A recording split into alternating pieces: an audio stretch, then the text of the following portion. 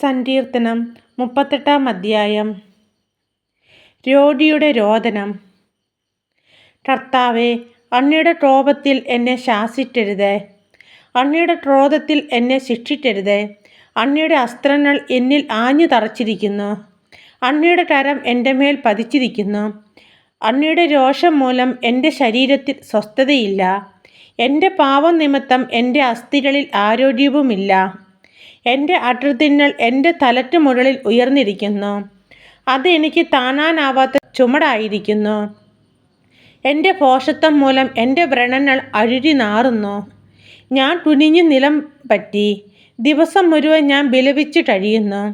എൻ്റെ അരക്കെട്ട് ജ്വരം കൊണ്ട് പൊള്ളുന്നു, എൻ്റെ ശരീരത്തിന് തീരെ സൗഖ്യമില്ല. ഞാൻ തീർത്തും ക്ഷീണിച്ച് തളർന്നിരിക്കുന്നു, ഹൃദയക്ഷോഭം നിമിത്തം ഞാൻ നെടുവീർപ്പിടുന്നു. കർത്താവേ, എൻ്റെ ആഗ്രഹങ്ങൾ അങ്ങേക്കറിയാമല്ലോ, എൻ്റെ തേങ്ങൽ അങ്ങേക്ക് അജ്ഞാതമല്ല. എൻ്റെ ഹൃദയം തുടിക്കുന്നു, എൻ്റെ ശക്തി ക്ഷയിക്കുന്നു, കണ്ണുകളുടെ പ്രകാശവും എനിക്ക് നഷ്ടപ്പെട്ടിരിക്കുന്നു. എൻ്റെ സുഹൃത്തുക്കളും കൂട്ടുകാരും മഹാമാരി നിമിത്തം എന്നിൽ നിന്ന് അകന്നു നിൽക്കുന്നു, ഉറ്റവർ അകന്നു മാറുന്നു. എൻ്റെ ജീവനെ വേട്ടയാടുന്നവർ കെണികളൊരുറ്റുന്നു, എന്നെ ഉപദ്രവിക്കാൻ ആഗ്രഹിക്കുന്നവർ വിനാശത്തെപ്പറ്റി സംസാരിക്കുന്നു. അവർ ദിവസം മുഴുവനും വഞ്ചന നിനയ്ക്കുന്നു. ഞാൻ ബധിരനെ പോലെയാണ്, ഒന്നും കേൾക്കുന്നില്ല. വായ തുറക്കാത്ത മൂടനെ പോലെയാണ് ഞാൻ, ചെവി കേൾക്കാത്തവനെ പോലെയാണ് ഞാൻ. ഞാൻ ഒരു മറുപടിയും പറയുന്നില്ല. കർത്താവേ, അങ്ങേക്ക് വേണ്ടിയാണ് ഞാൻ കാത്തിരിക്കുന്നത്. എൻ്റെ ദൈവമായ കർത്താവേ, അങ്ങാണ് എനിക്ക് ഉത്തരമരുളേണ്ടത്. ഇതാണ് എൻ്റെ പ്രാർത്ഥന. എൻ്റെ കാൽ വഴുതുമ്പോൾ അഹങ്കരിക്കുന്നവർ എന്നെ പ്രതി സന്തോഷിക്കാൻ ഇടയാക്കരുതേ. ഇതാ, ഞാൻ വീഴാറായിരിക്കുന്നു, വേദന എന്നെ വിട്ടുപിരിയുന്നില്ല. ഞാൻ എൻ്റെ അകൃത്യങ്ങൾ ഏറ്റുപറയുന്നു, എൻ്റെ പാപത്തെപ്പറ്റി അനുതപിക്കുന്നു.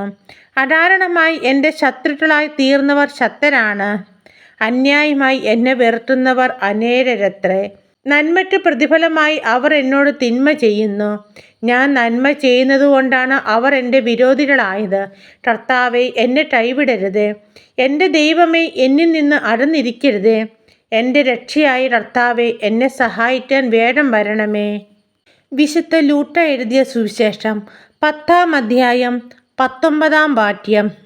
ഇതാ, പാമ്പുകളുടെയും തേളുകളുടെയും ശത്രുവിൻ്റെ സകല ശക്തികളുടെയും മീതെ ചവിട്ടി നടക്കാൻ നിന്നൊട്ടു ഞാൻ അധികാരം തന്നിരിക്കുന്നു. ഒന്നും നിങ്ങളെ ഉപദ്രവിക്കുകയില്ല.